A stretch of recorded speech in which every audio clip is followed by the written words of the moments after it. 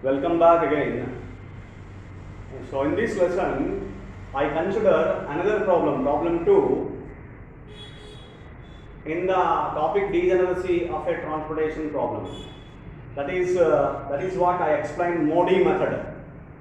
In the Modi method, I explained another problem, right? So here, this is the problem it is given to you. So first of all, you have to examine whether the sum of the availability is equal to sum of the requirements. 4, 2, 2, 1, 3, 4. Okay, and then you have to go and solve the transportation problem. You have to calculate initial solution. That is initial basic feasible solution by using any one of the methods. Northwest Corner rule, row minima method, column minima method, matrix minima method, and VAM. Either any of the methods. So you do in VAM. Calculate initial solution by using Vogel's approximation method, because I am considering the method VAM. So if you consider the method VAM, this is the solution it's going to be obtained. So this is what the solution is going to be obtained. So I am taking the solution of the VAM solution by using VAM and considering, and so that I am solving the method by using Modi method.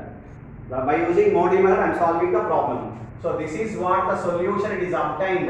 I am considering. Please do the VAM method. Apply the VAM method and calculate initial solution, and then I am starting the problem. So I am taking the initial solution. It is 1, and thereafter it is the value, that is the 3. It is going to be obtained, and then it is 2, and it is 2, another 2, right?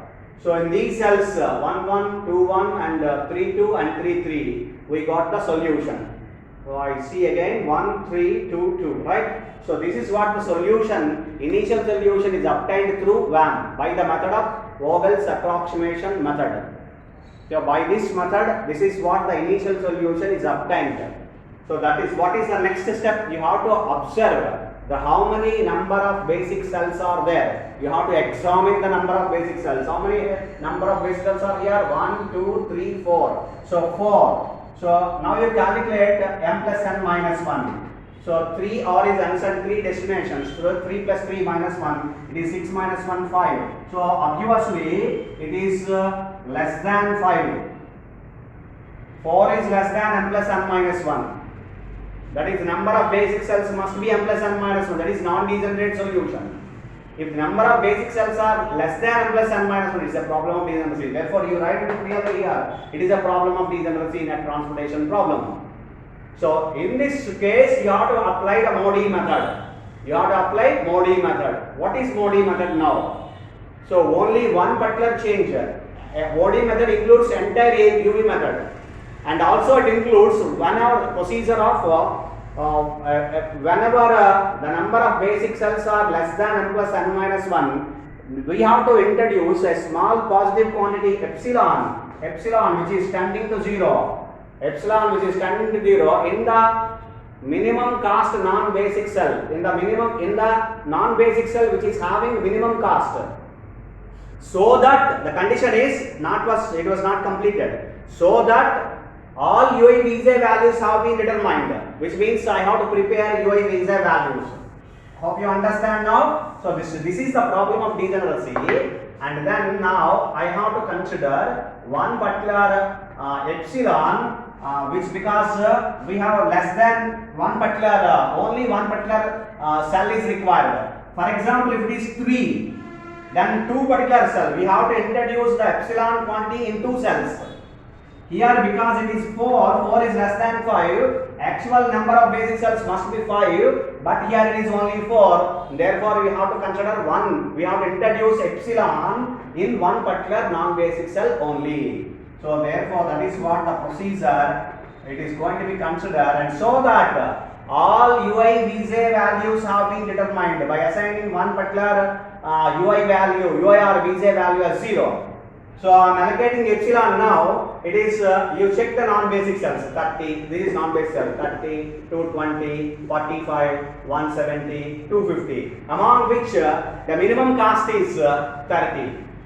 30, 45, like that. So 30. So I'm allocating epsilon here. Allocate epsilon and treat as a basic cell, but it's not a basic cell actually. It is only for the purpose of not having the basic cells are m plus n minus 1. So that is the problem of degeneracy. To resolve the degeneracy and to overcome the problem of degeneracy and against solving the optimum solution to that given transportation problem, we are introducing one particular small positive quantity epsilon in the non-basic cell, having the minimum cost, and so that all VA, UA, Vj values have been determined. So therefore, I am considering now this is a basic cell, that is to calculate the UA, Vj values. I am considering this is a basic cell. I am treating this is a basic cell to calculate, to determine UA, Vj values, all UA, Vj values. So therefore, I am considering U1 is equal to 0. And then I am calculating UA, Vj values here. See, you consider now this is non-basic cell, this is a basic cell, and this 0 plus 50 is equal to 50. 0 plus 30 is also considered a basic cell, and calculate UA plus Vj is equal to Cij. By using the formula, calculate the values of UA, Vj. So 0 plus 30 is equal to 30. So therefore, this is another basic cell, this is another basic cell, the another value here I am considering 50 plus 40 is equal to 90. And it was finished, and this 30, this is 30, another basic cell, this is 30. The value you consider these two. So 30 plus 170 is equal to 200. And 170 minus 120 is equal to 50. If you consider this is basic cell. So all VA, Vj values have been determined. Now we have to calculate the net evaluations. Ui plus Vj minus Cij by using the formula for all non-basic cells. So what you have to calculate next? Net evaluations. So for all non-basic cells, come out, consider this one. Come and consider this one. 0 plus minus 120 plus 220. So minus 120 minus 220. So minus 340. And take this 30 plus 40, 70, 70 minus 45, 25. So minus 120 plus 40, minus 80, minus 170, minus 250. This is another 50 plus 170, 220, minus 250, minus 30. Now observe what you have to do after calculating net evaluations. You have to calculate, you have to examine the sign of Zij minus Cij. Examine the sign, minus, negative, no problem. Positive, then no need to examine remaining. You see, minus, minus, that's all. So 25. 25 is one such positive net evaluation. If you have more than one, you have to consider maximum. Because here only one, you examine again. Minus, this is minus, this is only plus, this is minus. No other positive net evaluation. If you have only one, that is you have actually what you have to consider maximum of Zij minus Cij. I am not writing entire formula. Is nothing but 25 in the cell. In the cell, what is the cell? It is in the cell 2 comma 2. So therefore cell 2 comma 2. Therefore cell 2 comma 2 enters the basis. Enters the basis. So then what you have to calculate next? Then you have to identify a closed loop which starts and ends at the entering non-basic cell. Now you consider a particular loop here which starts and ends at the entering non-basic cell, connecting all basic cells only. You see here, there are 3 adjacent cells, directly you can form a loop. And again I repeat, it is unique and one and only one, and it is unique. One and only one, and it is unique, that's all. So therefore no discussion on that. You no need to have any confusion. I started here entering non-basic cell, the loop, and I am going in this particular direction. I am turning to the next cell here in this particular row, and I am turning to the column, and I joined this one, and I again come back to the same particular entering non-basic cell. Therefore, now add and subtract theta. Loop was formed, and the entering, starting with the positive sign and entering non-basic cell, that is plus theta, minus theta, plus theta, minus theta. This is what the procedure. In the entering non-basic cell, use the plus sign, and alternatively plus and minus to all the cells of the loop. you have to allocate plus and minus etc. alternatively, starting with plus sign in the entering non-basic cell. So now you have to calculate the value of theta. What is the value of theta? Minimum of the quantities having negative signs of the loop. What are the negative signs? What are the cells having, which cells having negative signs? This one and this one. What are the quantities? Epsilon and 3.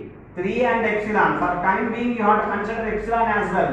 Because epsilon is the smallest positive quantity, you have to consider 3 epsilon. The minimum value is epsilon, which is in the cell 1, 2. In the cell 1, 2. Therefore, cell 1, 2 leaves the basis. Leaves the basis. Okay.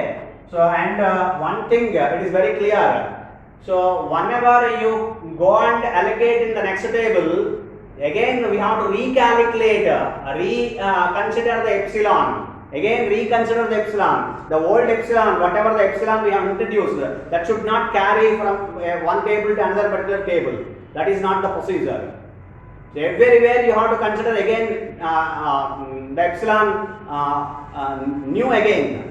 We have to consider the epsilon again and again, but it is not a procedure like the carry forward this particular epsilon to the next table, and so that if it comes okay, whenever if it is not appear, then you have to go and reconsider the epsilon.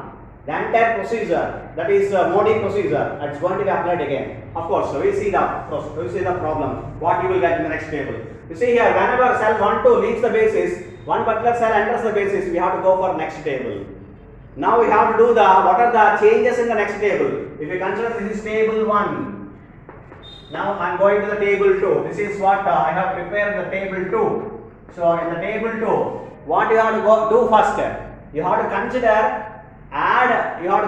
the entering non-basic cell and add the quantity theta in the entering non-basic cell. What is theta? Epsilon. You have to add it. So without taking the epsilon, it is going to be appeared in the next table.